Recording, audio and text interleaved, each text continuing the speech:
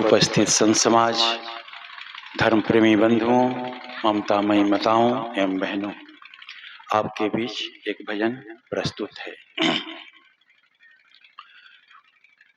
दुख में सुमिरन सब करे, सुख में करे न कोई। जो सुख में सुमिरन करे, तो दुख काहे को होय। खींचातानी करके मूरख, काहे समय गंवाए रे, काहे समय गंवाए। खींचातानी करके मूरख, काहे समय गंवाए रे, काहे समय गंवाए। न पीतुली जीवन की चादर, न पीतुली जीवन की चादर, घटे न बढ़ने पाए, घटे न बढ़ने पाए। खींचातानी करके मूरख, काहे समय गंवाए रे, काहे समय गंवाए। कोई शिकारी पकड़ न पाए, कोई हवा न छू पाए। कोई दवा न रोक सके और कोई दुआ न छू पाए। कोई शिकारी पकड़ न पाए, कोई दवा न छू पाए। कोई दवा न रोक सके और कोई दुआ न छू पाए। आस का पंछी, आस का पंछी तन का पिंजड़ा तोड़ के जब उड़ जाए, तोड़ के जब उड़ जाए। खींचातानी करके मूरख, काहे समय गंवाए रे, काहे समय गंवाए, काहे समय गंवाए। जो जैसा होगा इस जग में, वैसा ही फल पाएगा। कांटा बोने वाला जग में, फूल कहाँ से पाएगा। जो जैसा होगा इस जग में, वैसा ही फल पाएगा। कांटा बोने वाला जग में, फूल कहाँ से पाएगा। दूजे को दुख देने वाला, दूजे को दुख देने वाला, चैन कहाँ से पाए, चैन कहाँ से पाए। खींचातानी करके मूरख, काहे समय गंवाए रे, काहे समय गंवाए, काहे समय गंवाए। झूठी आशाओं से मन दर्पण क्यों टकराता है। माटी के इस तन पे मूरख, काहे तू इतराता है। झूठी आशाओं से मन दर्पण क्यों टकराता है। माटी के इस तन पे मूरख, काहे तू इतराता है। जाने कब माटी की काया, जाने कब माटी की काया माटी में मिल जाए, माटी में मिल जाए। खींचातानी करके मूरख, काहे समय गंवाए रे, काहे समय गंवाए, काहे समय गंवाए। भले बुरे सारे कर्मों को मन तेरा स्वीकार करे, मन के अंदर कोई न झांके, मन सब पे उपकार करे। भले बुरे सारे कर्मों को मन तेरा स्वीकार करे, मन के अंदर कोई न झांके, मन सब पे उपकार करे। कहें कबीर सुनो भाई साधो, कहें कबीर सुनो भाई साधो, मन दर्पण कहलाए, मन दर्पण कहलाए। खींचा तानी करके मूर्ख, काहे समय गंवाए रे, काहे समय गंवाए। न पीतुली जीवन की चादर, न पीतुली जीवन की चादर, घटे न बढ़ने पाए, घटे न बढ़ने पाए। खींचा तानी करके मूर्ख, काहे समय गंवाए रे, काहे समय गंवाए, काहे समय गंवाए, काहे समय गंवाए। बोलिए सद्गुरु देव की जय।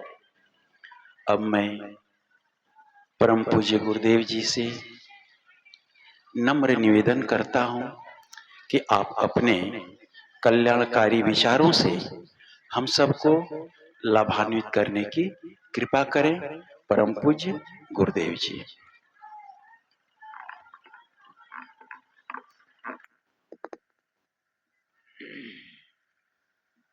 चालू है।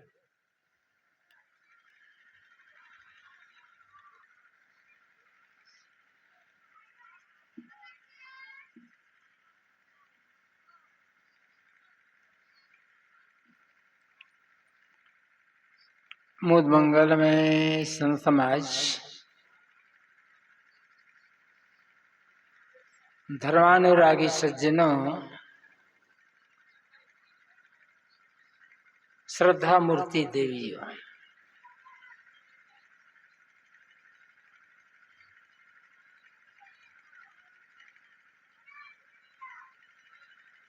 सदगुरु कबीर का एक बड़ा सरल सा पद है। उस पद के आधार पर मैं चर्चा करूंगा। यद्यपि आज सुबह और कल की 2 मीटिंग के कार्यक्रम में सारी बातें आ चुकी है काम की, लेकिन हमें जीवन कैसे जीना चाहिए और हम जो कुछ भी कर रहे हैं धर्म के नाम पर, धर्म के क्षेत्र में, उन सबका हमारे जीवन में परिणाम क्या होना चाहिए। बड़े सरल शब्दों में सदगुरु कबीर ने बताया है।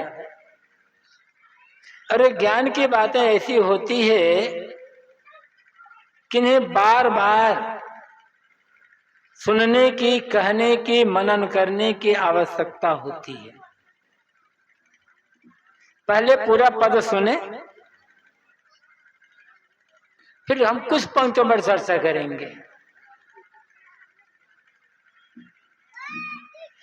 सदगुरु शरणे जाए के तामत त्यागिए,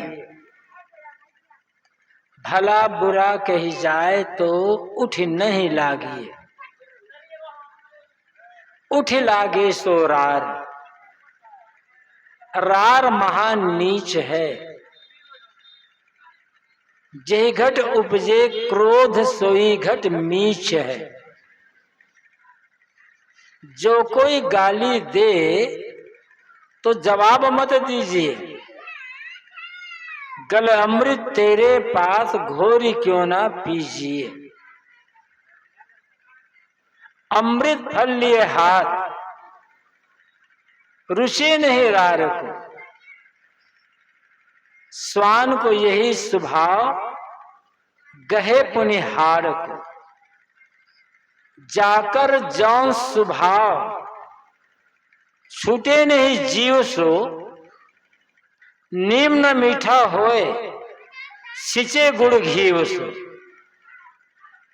माला तेरे हाथ कतरनी काख में, आग बुझी मत जान दबी है राख में। कहा भय है बात कहे तेरे पीव को, ऊपर की सब बात फले तेरी जीव को। कहे कबीर पुकार समुझ मन भावना,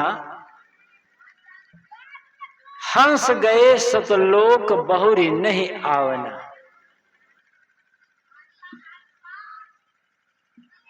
सारी पंक्तियां बिल्कुल सरल, किंतु एक एक पंक्ति एक एक शास्त्र के समान है। यदि हम विचार करके आचरण करते हैं तो, और विचार नहीं किए केवल सुने, गाए कहे सुने, न विचार किए न आचरण किए, तो वेदशास्त्र भी पढ़ने से कुछ नहीं होने वाला है। पढ़ना अच्छा है, पढ़ना चाहिए, लेकिन पढ़ना पढ़ने के लिए हो रहा है या पढ़ना जीने के लिए हो रहा है? ये हमारा कहना केवल कहने के लिए है या ये हमारा कहना अपने जीवन में जीने के लिए है? और जो हमारा जो सुनना है, ज्ञान की बातें, सत्संग बातें सुनना है, क्या सुनने के लिए है या सुनकर समझने के पश्चात जीवन जीने के लिए? ये सोचने की आवश्यकता। पढ़ते बहुत हैं, कहते भी बहुत हैं, दूसरों को बढ़िया ज्ञान की बातें सुंदर सुंदर बताते भी हैं और सुनते भी हैं, किंतु हमारे जीवन में कोई बदलाव नहीं आता है।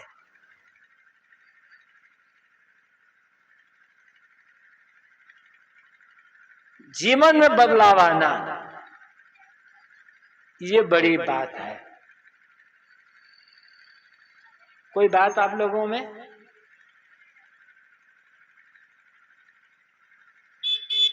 जीवन में बदलाव आना ये बड़ी बात है। बहुत बोलना, बहुत जानना बड़ी बात नहीं है।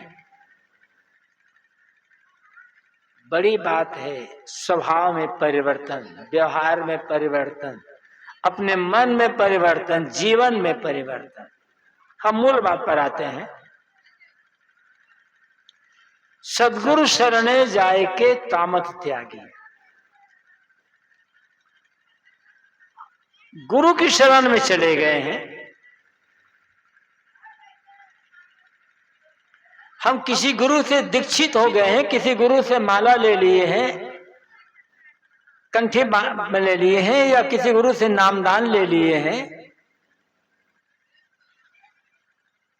इसका फल क्या होना चाहिए?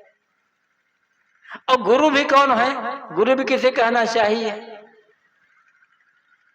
चाहे वो गुरु हो, चाहे वो शिष्य हो, चाहे वो पुजारी हो, चाहे वो भगत हो, चाहे धार्मिक हो, सत्संगी हो, चाहे वो साधु हो, कसौटी क्या है?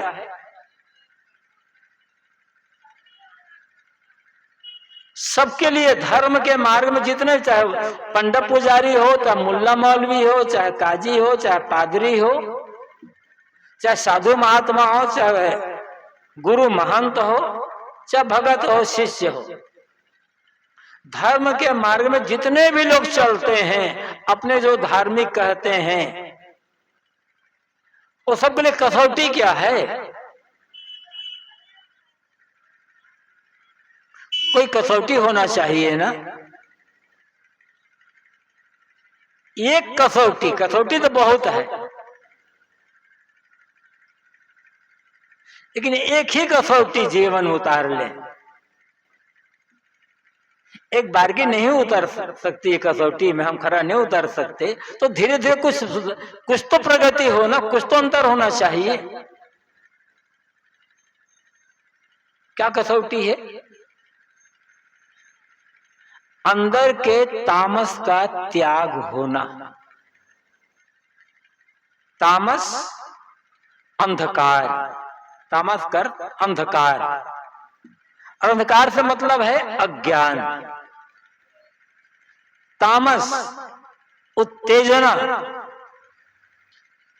तामस क्रोध, और तामस अंदर की जलन। हम भगवान की भक्ति करते हैं, किसी गुरु की भक्ति करते हैं, साधु महात्माओं की भक्ति करते हैं, या किसी की भी भक्ति करते हैं, भजन करते हैं, ध्यान करते हैं, साधना करते हैं, बहुत कुछ करते हैं। कसौटी में कसना है मेरे भीतर की जो जलन, भीतर की आग, ये भीतर की आग बुझ रही है या नहीं बुझ रही है? भीतर की आग शीतल हो रही या नहीं हो रही है? उत्तेजना है, उत्तेजना शांत हो रही नहीं हो रही? क्रोध शांत हो रहा है या नहीं हो रहा है? जिस समय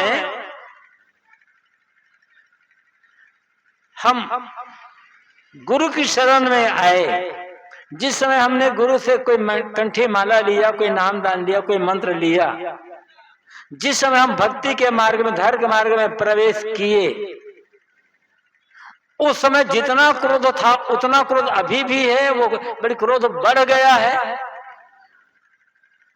तो फिर गुरु के पास आए ही क्यों थे? भक्ति क्यों कर रहे हैं? फिर धर्म का काम क्यों कर रहे हैं? वही उत्तेजना है, वही अंधकार है, वही आग जल रही है भीतर। किसके लिए करते हो फिर? चाहे हम हो ऊपर बैठे वाले, चाहे आप हो नीचे बैठे वाले, दोनों के लिए कसौटी एक है। न कहने वाले की आग बुझ रही है, न सुनने वालों की आग बुझ रही है। कहने वाला भी जल रहा है अपने ढंग से, और सुनने वाले भी जल रहे हैं अपने ढंग से। गुरु महाराज भी जल रहे हैं और चेहरा कराने वाले भी जल रहे हैं। तो मतलब क्या हुआ है फिर? किस लिए कहते हमने कि हम सत्संगी हैं, हम भगत हैं, हम गुरु हैं, हम साधु हैं, हम महात्मा हैं, हम पुजारी हैं, हम धार्मिक हैं, हम ये हैं, हम वो हैं? सब अहंकार, सब दिखावा है। किसको मानते हो? किस गुरु को मानते हो? किस देवता को मानते हो? किस भगवान को मानते हो? ये आपका विश्वास है, आपकी मान्यता, आपका विचार। किसी भी आदमी को विवश नहीं करना है कि तुम्हें ये मानना होगा। विवश करने वाले लोग धर्म को समझते नहीं हैं, विवश करने वाले लोग किसी परमात्मा भगवान को समझते ही नहीं। हर आदमी को खुली छूट होना चाहिए।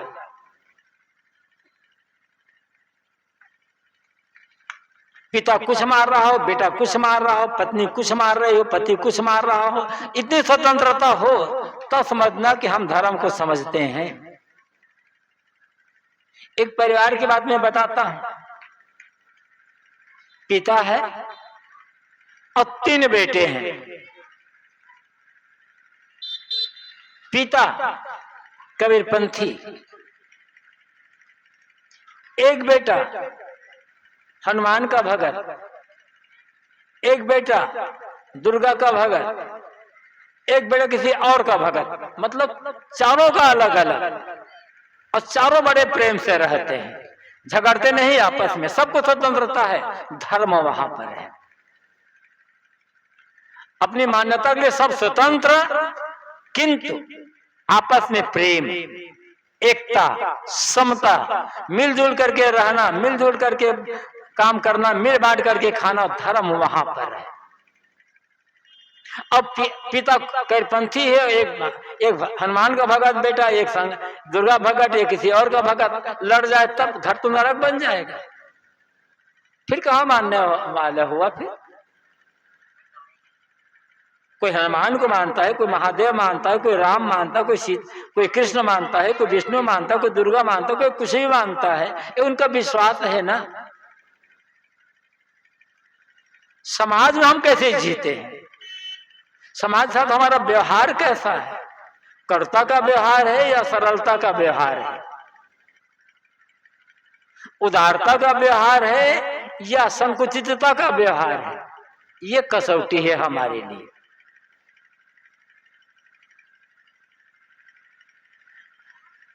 और ये भीतर की आग नहीं पूछी, तो फिर हम धर्म को कहां मानते हैं? फिर गुरु के पास कहां गए हुए? कबीर साहब कहते हैं, सदगुरु शरणे जाए के तामत त्यागी। तुम गुरु की शरण में जा रहे हो, किसी गुरु से दीक्षा ले रहे हो या ले चुके हो या कुछ भी करते हो, तो देखो अपने मन को, मेरे भीतर का जो तामस है, उत्तेजना, क्रोध, अहंकार, विषय की वासना, अज्ञान का अंधकार, ये सब कितने दूर हो रहे हैं। इसीलिए कहा जाता है कि हर आदमी को समय निकालकर 1 घंटा अकेले बैठना चाहिए। और समझना, यदि भीतर की उत्तेजना शांत हो रही है, क्रोध शांत हो रहा है, अंधकार मिट करके ज्ञान का प्रकाश होने लगा है, अज्ञान की रात बीतकर ज्ञान की सुबह होने वाली है, तो समझ लेना कि अब हमारा धर्म जीवन में आ रहा है। हम धर्म के मार्ग में आगे बढ़ने का काम कर रहे हैं। हमारी साधना, हमारा भजन, सब कुछ सफल हो रहा है। और ये नहीं हो रहा है, तब फिर क्या हुआ? फिर ये कसौटी है, और यही तो गड़बड़ी हो रही है। देखो ना,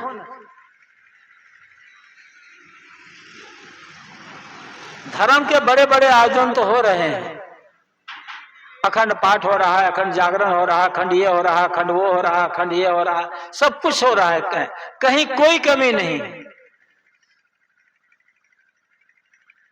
किंतु समस्याएं हमारे देश में रोज बढ़ती जा रही है।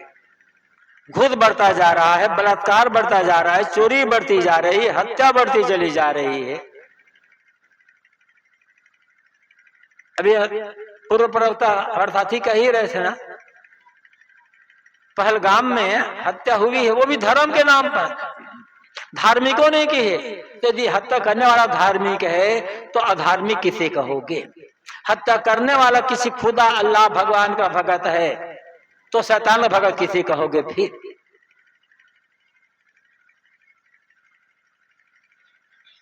कहां वो भगवान शरण में, कहां वो भगवान को मार रहा है? देखो, जितना अखंड कीर्तन, अखंड पाठ, अखंड जागरण आज हो रहा है, 50 साल पहले इतना नहीं होता था।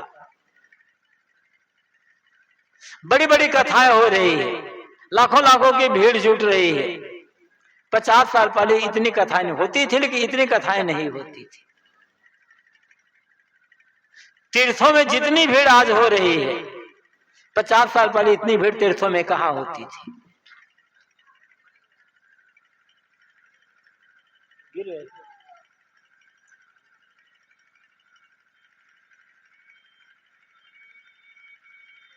क्यों तो नहीं है?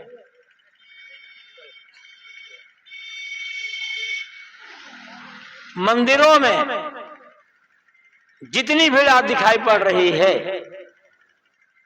50 साल पहले मंदिरों में इतनी भीड़ कहां दिखाई पड़ती थी? चाहे किसी जगह ले लो, चाहे नमाज पढ़ने वाला हो, चाहे गिरजा जाने वाले हो, चाहे मठ में जाने वाले हो, चाहे मंदिर में जाने वाले हो, हर जगह भीड़ बढ़ी है। 50 साल पहले भी भीड़ नहीं थी, बड़ा अंतर आ गए है। लेकिन ये भी मालूम होगा, जितनी हत्याएं आज हो रही 50 साल पहले वो हत्या नहीं होती थी उतनी। जितना घुस आज बढ़ गया है, 50 साल पहले ये घुस नहीं था। जितने मुकदमे आज चल रहे हैं 50 साल पहले इतने मुकदमे नहीं थे। जितना आज का आदमी डरा हुआ है 50 साल पहले आदमी इतना डरा हुआ नहीं था। जब इतने धर्म का काम हो रहा है तो ये सब स्थिति क्यों हो रहा है? क्योंकि हमारा धर्म, हमारा नमाज, हमारा प्रार्थना, हमारा मठ मंदिर में जाना, हमारा पूजा करना, सत्संग करना सब ऊपर ऊपर हो रहा है, ऊपर ऊपर, भीतर नहीं हो रहा है, भीतर प्रवेश ही नहीं हो रहा है। एकदम पत्थर बना पत्थर।